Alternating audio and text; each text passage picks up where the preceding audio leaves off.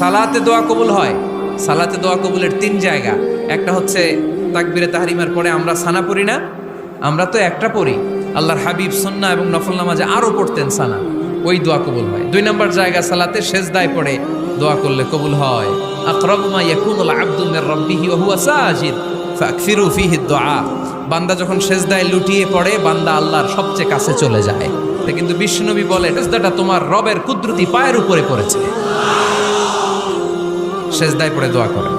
সালাম ফিরানোর আগে বিশ্বনবী দোয়া করতেন, লা ইউসাল্লিমান্না আহাদুকুম হাত্তা ইয়াতাআওয়াযা মিন আরবা'a।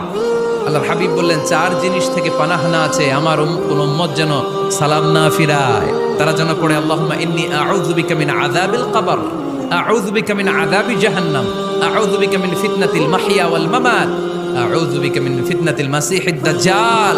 আল্লাহ কবরের আযাব থেকে বাঁচাও, আল্লাহ জাহান্নামের আগুন থেকে বাঁচাও, আল্লাহ জীবন